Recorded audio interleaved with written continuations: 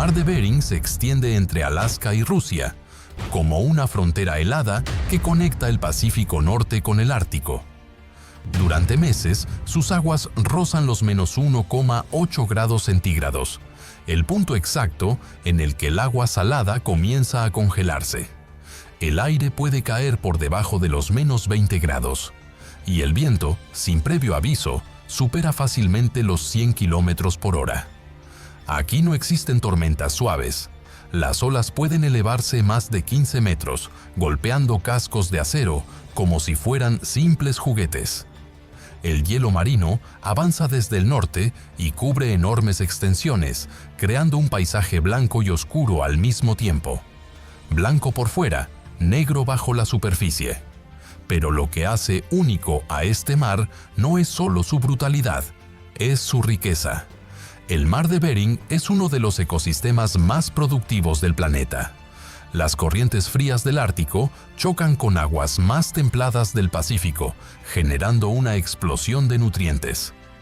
Ese fenómeno alimenta enormes concentraciones de plancton, que a su vez sostienen bancos gigantescos de peces y crustáceos. Estamos hablando de una industria que mueve miles de millones de dólares al año. Un mar capaz de convertir a tripulaciones enteras en millonarios, o en estadísticas. Y ahí es donde comienza la verdadera historia. Porque cuando el hielo se forma y la temporada se abre, cientos de barcos no ven un océano hostil. Ven oro, oro que no brilla, oro que se arrastra por el fondo, y oro por el que muchos están dispuestos a arriesgarlo todo.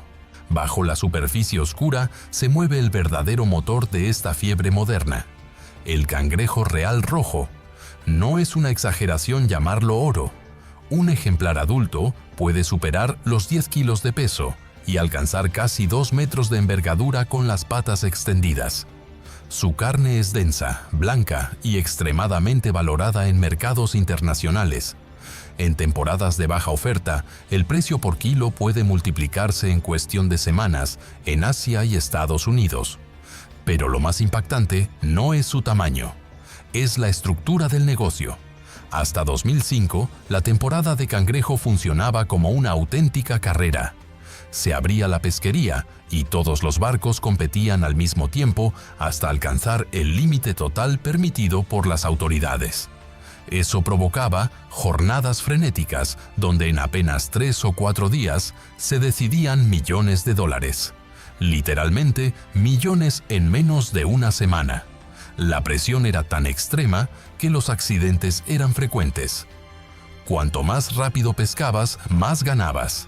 Y cuanto más arriesgabas, más podías llevarte. Después de varios años con tasas de accidentes muy altas, el sistema cambió a cuotas individuales transferibles. Ahora cada barco tiene asignada una parte específica del total permitido. Eso redujo la carrera salvaje, pero no eliminó el riesgo. Porque la temporada sigue siendo corta. En algunos años apenas dura unas pocas semanas. Y durante ese periodo, cada barco puede manejar entre 150 y 300 trampas metálicas. Cada una pesa más de 300 kilos vacía. Cuando se lanza al fondo, puede descender a profundidades que superan los 100 metros. El proceso es simple en teoría. Se colocan las trampas con cebo, se dejan trabajar y luego se recuperan. En la práctica, cada maniobra se realiza con el barco balanceándose violentamente, con hielo acumulándose en cubierta y con temperaturas que pueden congelar el agua en segundos. Un solo día productivo puede significar decenas de miles de dólares en captura. Pero aquí entra otro dato clave: las poblaciones no son estables. En los últimos años, evaluaciones científicas detectaron caídas drásticas en algunas poblaciones de cangrejo real. En determinadas zonas, los números descendieron de forma tan significativa que algunas temporadas fueron canceladas por completo. Eso significa que el valor del producto se dispara cuando hay escasez, pero también que algunos barcos se quedan amarrados sin poder salir. Es un mercado que depende totalmente de la biología. Y cuando la captura es buena, el reparto es proporcional. Muchos tripulantes cobran por porcentaje. Si el barco pesca mucho, todos ganan más. Si pesca poco, todos pierden. Esa combinación, alto valor, temporada corta, riesgo extremo y variabilidad biológica, es lo que convierte al cangrejo real en el epicentro de esta fiebre. Pero el cangrejo no es el único tesoro que sostiene esta fiebre. El verdadero gigante económico es el abadejo de Alaska. Es una de las pesquerías más grandes del planeta por volumen. Cada año se capturan millones de toneladas en estas aguas. Para ponerlo en perspectiva, una sola temporada puede superar ampliamente el 1.000.000 de toneladas métricas. Eso convierte al mar de Bering en uno de los principales proveedores mundiales de pescado blanco. Y aquí viene el dato que sorprende a casi todos. Gran parte del cangrejo que millones de personas consumen en forma de palitos, ensaladas o productos procesados, en realidad es abadejo transformado en surimi.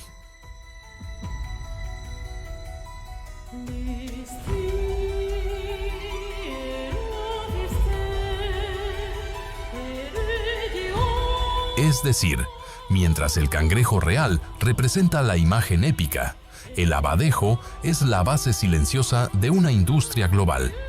La diferencia también está en los barcos. En esta pesquería operan enormes barcos factoría que pueden superar los 100 metros de eslora. No solo pescan, procesan, filetean, congelan y empaquetan el pescado a bordo. En cuestión de horas, el producto está listo para ser enviado a mercados internacionales. Algunos de estos barcos pueden procesar más de 200 toneladas diarias. Son auténticas fábricas flotantes que trabajan las 24 horas. Turnos rotativos, líneas de producción internas, sistemas de congelación industrial que alcanzan temperaturas extremas para preservar la calidad. Cada día en operación representa cientos de miles de dólares en producto. Pero el modelo económico aquí es diferente al del cangrejo. En el abadejo, el negocio está en el volumen. El margen por kilo es menor, pero la escala lo compensa. Contratos internacionales, acuerdos con grandes cadenas de distribución y exportaciones masivas sostienen el flujo constante de ingresos.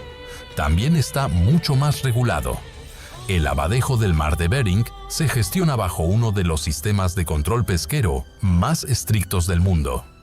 Hay observadores a bordo, límites precisos de captura y monitoreo constante para evitar colapsos, como los que ocurrieron en otras partes del mundo en los años 90. Si se alcanza la cuota anual, la pesquería se cierra automáticamente. Eso significa que cada barco compite por eficiencia, no solo por velocidad. Pero la amenaza sigue siendo la misma: el entorno.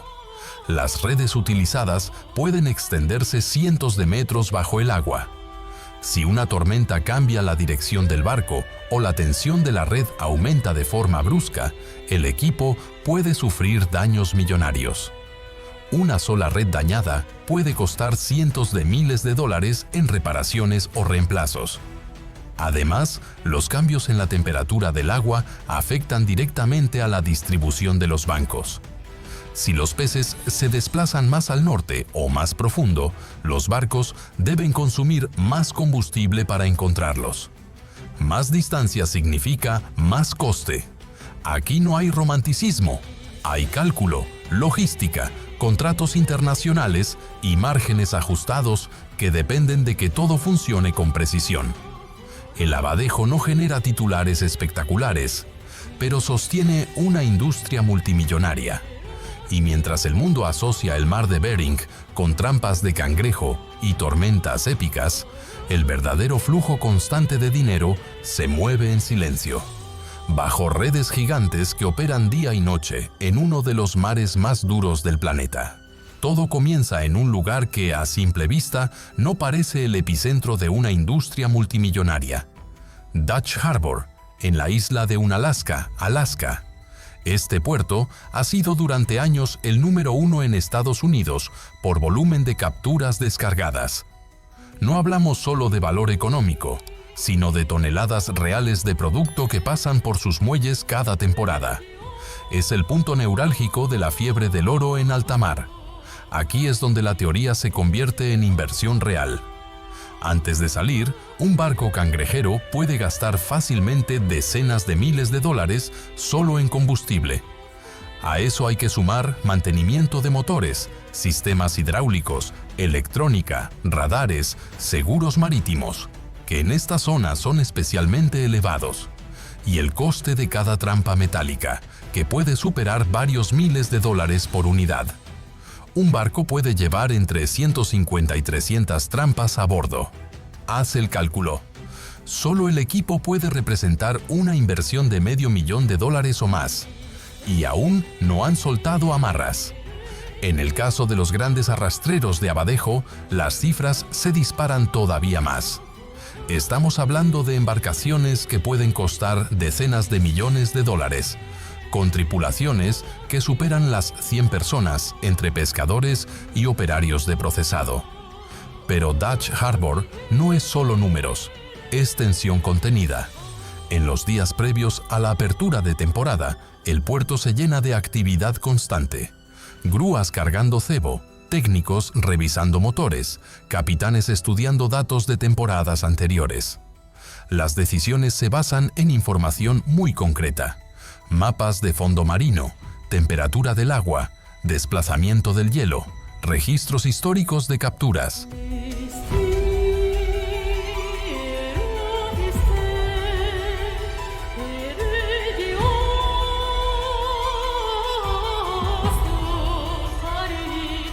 Algunos capitanes guardan coordenadas de puntos productivos que han funcionado durante décadas. Son activos tan valiosos como el propio barco. Y aquí hay un dato clave. Muchos tripulantes no cobran salario fijo tradicional. Cobran un porcentaje del beneficio neto. Eso significa que antes de repartir dinero, hay que cubrir todos los costes operativos. Si la temporada es excelente, las ganancias pueden ser extraordinarias. Si es mediocre, el ingreso se reduce drásticamente. Si es cancelada por razones biológicas, como ha ocurrido en algunas campañas recientes de cangrejo real debido a descensos poblacionales, el barco no sale y los gastos siguen existiendo. En Dutch Harbor se toman decisiones que pueden afectar todo el año financiero de una familia. Cuando finalmente los barcos abandonan el puerto y se dirigen hacia el mar de Bering, lo hacen con cientos de miles, a veces millones, de dólares en juego. A partir de ese momento, ya no hay marcha atrás.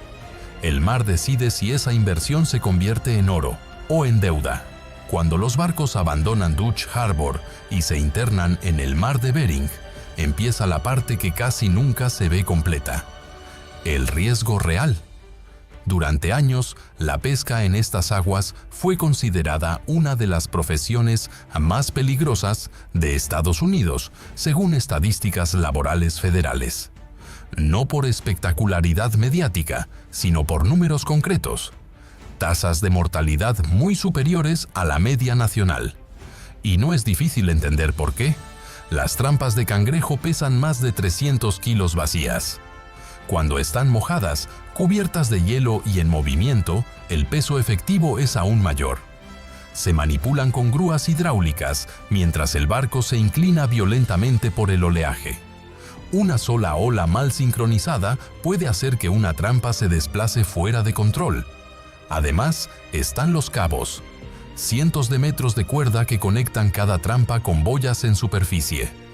Si una línea se tensa de forma repentina y alguien queda atrapado en ella, puede ser arrastrado por la borda en cuestión de segundos. No hay tiempo para reaccionar, y luego está el hielo. Cuando la temperatura cae muy por debajo de cero y el viento levanta agua pulverizada, esta se congela al instante al tocar la estructura del barco. Se acumula capa tras capa. En pocas horas pueden añadirse varias toneladas adicionales sobre cubierta. Ese peso extra eleva el centro de gravedad del barco. Y si el centro de gravedad sube demasiado, la estabilidad disminuye de forma peligrosa. Por eso, parte de la tripulación dedica horas enteras a romper hielo manualmente con mazas, incluso en plena tormenta. El agua del mar de Bering en invierno ronda los menos 1,8 grados centígrados. A esa temperatura, el choque térmico es inmediato. La capacidad de coordinación muscular puede deteriorarse en minutos.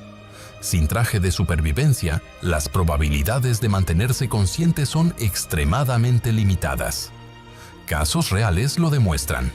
En 2017, el FV Destination desapareció en el mar de Bering con 6 tripulantes a bordo. Las investigaciones apuntaron a una combinación de condiciones adversas, posible acumulación de hielo y problemas de estabilidad. El barco se hundió rápidamente, no hubo supervivientes, y no fue el único a lo largo de la historia de esta pesquería. Lo más duro es que muchas veces no se trata de tormentas históricas, sino de la suma de pequeños factores. Fatiga tras turnos de 18 horas, hielo acumulado, una maniobra mal calculada, un equipo que falla en el momento equivocado. Aquí el error humano y el entorno extremo se combinan sin margen de recuperación. Sin embargo, pese a estadísticas, antecedentes y riesgos conocidos, cada temporada los barcos regresan. Porque en el mar, el potencial económico es tan alto que muchos aceptan la ecuación: alto riesgo, alta recompensa. Y mientras las trampas sigan subiendo llenas y las redes sigan trayendo toneladas, la fiebre continuará. Aunque el mar nunca prometa seguridad. Ahora viene la pregunta que muchos se hacen: ¿por qué ganan tanto dinero? La respuesta está en 3 factores muy concretos: escasez, demanda global y concentración temporal. Primero, la escasez. El cangrejo real rojo no se captura en cualquier parte del mundo en grandes cantidades. El mar de Bering es una de sus principales zonas productivas. Cuando las poblaciones bajan, como ha ocurrido en años recientes, la oferta disminuye drásticamente. Y cuando la oferta cae en un mercado global, donde la demanda se mantiene alta, el precio sube. Segundo, la demanda internacional. Japón, Corea del Sur, China y Estados Unidos pagan cifras elevadas por marisco premium. Restaurantes de lujo pueden vender una sola ración de patas de cangrejo por precios que multiplican varias veces el coste en origen. Esa cadena de valor empuja hacia arriba el precio por kilo en puerto. Tercero, la concentración temporal. La temporada de cangrejo puede durar solo unas pocas semanas. Eso significa que todo el ingreso anual de un barco puede generarse en un periodo extremadamente corto. Es una economía intensiva y comprimida, pero no todo el dinero va directo al bolsillo del pescador. Antes de repartir beneficios, se descuentan combustible, mantenimiento, seguros, cebo, cuotas, salarios base y amortización del barco. Un barco moderno puede costar millones de dólares. Muchos siguen pagando préstamos durante años. En el modelo tradicional de trabajo a la parte, el beneficio neto se divide según porcentajes. El capitán propietario asume más riesgo financiero, pero también recibe una porción mayor. Los marineros reciben una parte menor, pero proporcional al éxito de la temporada. En una campaña muy buena de cangrejo, un tripulante puede ganar en pocas semanas lo que otros trabajadores tardan meses en conseguir. Un capitán con cuota amplia puede ingresar cifras de 6 dígitos en una sola temporada. Pero aquí está el matiz clave: no es un salario fijo. Hay años excelentes y años muy duros. Si la biomasa baja o la temporada se cancela, el ingreso puede caer a cero. Y los gastos estructurales siguen existiendo. En el caso del abadejo, el beneficio se basa más en volumen que en precio unitario alto. Millones de toneladas significan contratos estables con grandes distribuidores internacionales. No es una apuesta tan explosiva como el cangrejo, pero es más constante. En ambos casos, el dinero es alto porque el riesgo es alto, la logística es compleja y la demanda mundial es real. No es una fortuna fácil. Es una recompensa proporcional a un entorno donde el clima, la biología y el mercado global pueden cambiar el resultado en cuestión de semanas. Y esa combinación es lo que mantiene viva la fiebre. Pero hay algo que pocos mencionan cuando hablan del dinero del mar. Aquí no basta con encontrar el recurso. Hay que tener permiso para capturarlo. La pesca en estas aguas está regulada por uno de los sistemas de gestión más estrictos del mundo. No es casualidad. En los años 80 y 90, varias pesquerías globales colapsaron por sobreexplotación. El mar de Bering estuvo cerca de seguir ese camino. Hoy, cada temporada depende de estudios científicos exhaustivos. Se analizan biomasa, tasas de reproducción, tamaño medio de los ejemplares, mortalidad natural y condiciones ambientales.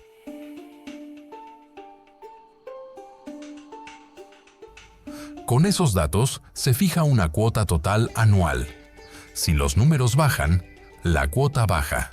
Y si los números son alarmantes, la temporada simplemente no abre. Eso ocurrió recientemente con el cangrejo real rojo en algunas zonas, cuando los estudios detectaron descensos masivos en la población.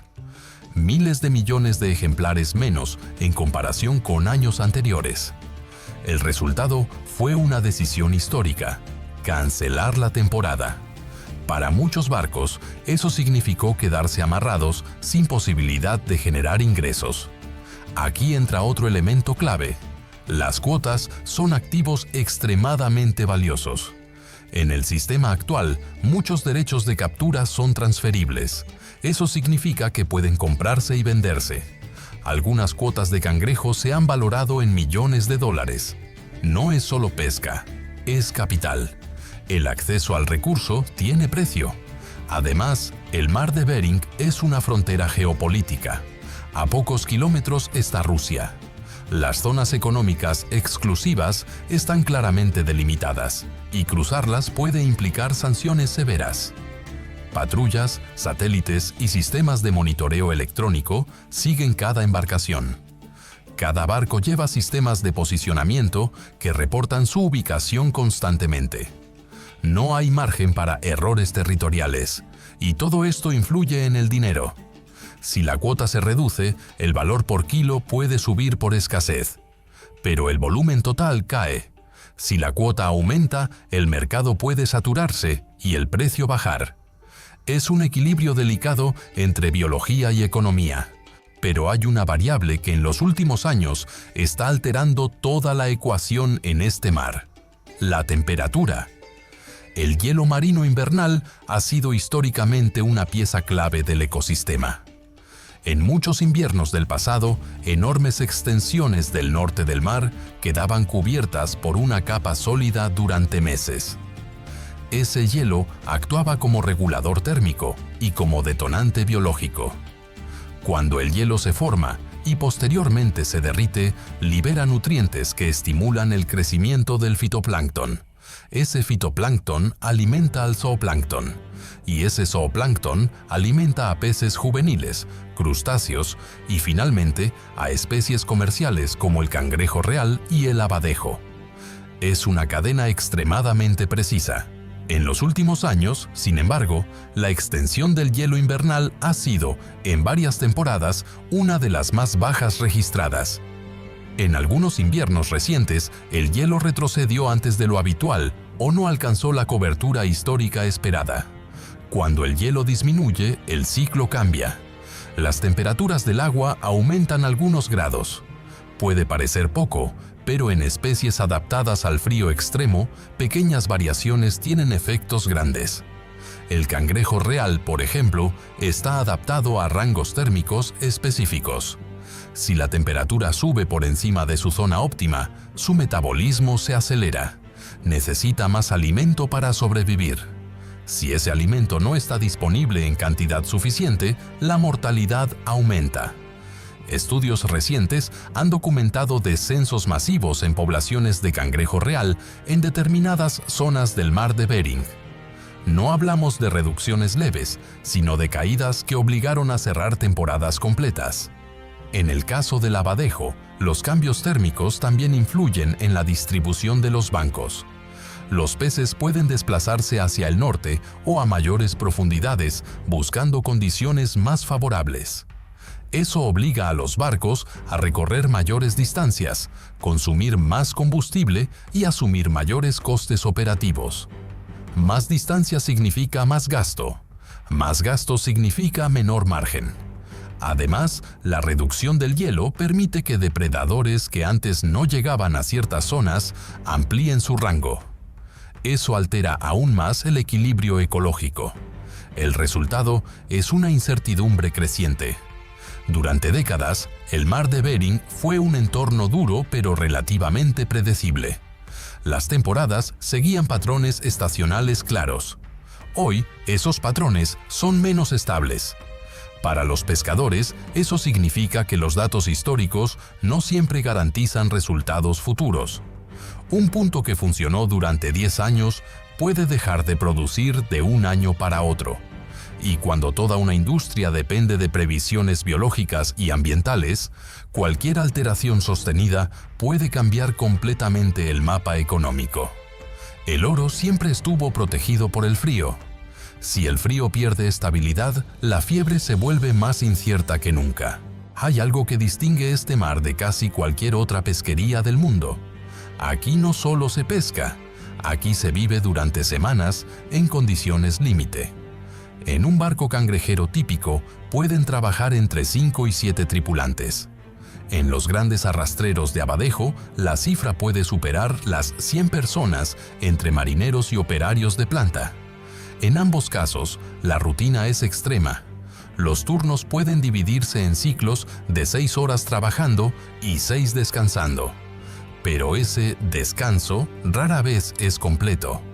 El ruido constante del motor, el balanceo permanente y la tensión acumulada hacen que el sueño sea fragmentado. En temporada alta, algunos pescadores duermen apenas 3 o 4 horas seguidas durante días. El desgaste físico es real. Mover trampas de más de 300 kilos, manipular redes gigantes, romper hielo a golpe de maza, trabajar sobre superficies resbaladizas. Todo eso con temperaturas bajo cero y viento constante. Las lesiones son frecuentes, fracturas en dedos, cortes profundos, golpes en costillas, problemas crónicos de espalda. Y aún así, el ritmo no se detiene porque cada hora parada es dinero que no entra. Pero hay otro factor menos visible, el aislamiento. Durante semanas, la tripulación está lejos de familia, sin contacto directo más allá de comunicaciones satelitales limitadas. La convivencia en espacios reducidos genera presión psicológica. En barcos pequeños, el espacio personal prácticamente no existe. Sin embargo, esa misma presión crea una cultura muy particular. En el mar de Bering, la confianza entre tripulantes no es opcional. Cada maniobra depende de coordinación absoluta. Un error individual puede afectar a todos. Por eso, muchas tripulaciones trabajan juntas durante años. La experiencia compartida se convierte en un activo tan valioso como el propio barco. También hay una jerarquía clara. El capitán no solo dirige la navegación, toma decisiones estratégicas que pueden significar cientos de miles de dólares. Elegir mal una zona de pesca puede arruinar una campaña. Elegir bien puede convertirla en histórica. Y aquí aparece un dato interesante. Muchos capitanes actuales comenzaron como marineros jóvenes, aprendiendo durante años antes de asumir el mando. No es un ascenso rápido, es una progresión basada en experiencia acumulada bajo condiciones reales. La vida en alta mar no es continua durante todo el año, pero es intensiva. Lo que ocurre en esas semanas concentra ingresos, esfuerzo y riesgo en un periodo muy corto. Al volver a puerto, algunos regresan con cifras impresionantes en sus cuentas, pero también regresan con semanas de agotamiento acumulado, el cuerpo castigado y la certeza de que la próxima temporada dependerá de variables que nadie puede controlar por completo. Al final, cuando los barcos regresan a Dutch Harbor y descargan toneladas de captura, la escena parece casi industrial. Grúas moviendo cajas, camiones refrigerados esperando, inspectores verificando peso y calidad. transferencias que se cierran en cuestión de horas. Pero lo que realmente acaba de ocurrir es mucho más grande que una simple descarga. En pocas semanas, una parte enorme del suministro mundial de ciertos productos marinos ha salido de un solo mar. Millones de kilos que terminarán en restaurantes de lujo, supermercados o fábricas de procesado en distintos continentes.